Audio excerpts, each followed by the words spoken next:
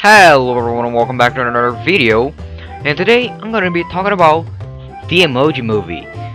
Yes, the dreaded film. I have quite a lot to say about this film actually, because simply I don't think it's that bad. I mean, it is bad, pretty bad, generic, rushed, and horrible, but it's not as bad people thought it was. My expectations of the film were horrible, but it's not as bad as any Adam Sandler film, so the bar is not that low. But I think the problem with this film wasn't the animation or the concept or anything, it was just the writing. Because this concept is interesting. I mean, emojis is kind of like the Smurfs, if you're thinking about it. They could have made a Smurfs, but emojis, you know? Because what made the Smurfs so good, the idea, is the fact that they made a personality based off a characteristic. Meanwhile, the Emoji movie just made a personality that was a characteristic, wasn't based off. For example, the Smurf Clumsy, he is clumsy because he has a main characteristic of being clumsy. He's a very curious character, he's very sloppy at things he do.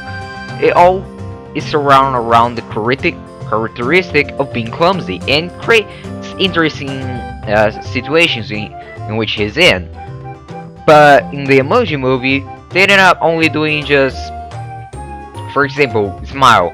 It's just happy, forever happy. Doesn't matter what happens, she's always happy, and that doesn't work very well. It breaks what personality is. It makes the character less human, therefore less interesting, and less emotions in it, making the whole point of being an Emoji movie all pointless, you know? Second thing is the writing itself.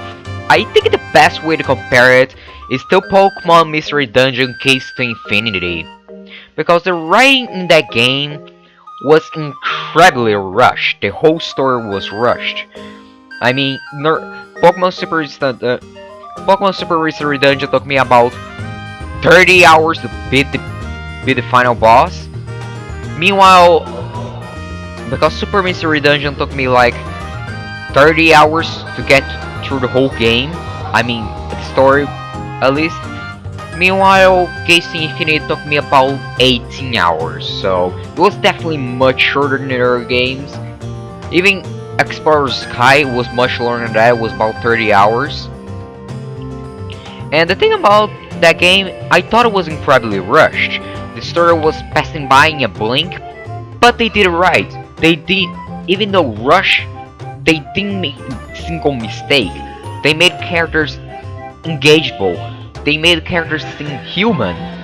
It was interesting to see the characters being so rushed, but yet human, interesting, etc. all at once. It was fascinating to me because it's not normal to see that. Every character had a motivation in his actions.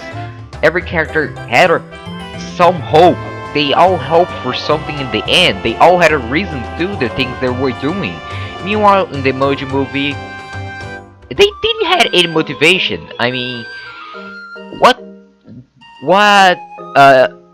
Wreck-It Ralph did in 1 hour and a half, this film did in 15 fucking minutes.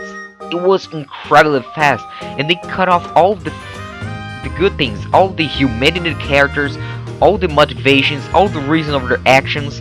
They took all of their emotions out, and that made it horrible to watch.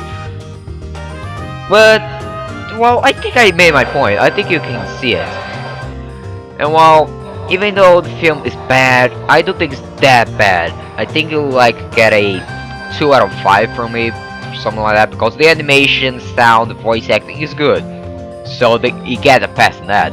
It's just the writing that is horrible. I have a lot of loopholes in this film, but I'm not gonna be making a full review unless you guys want me to. And well, all I have to say left is just it's bad, not bad.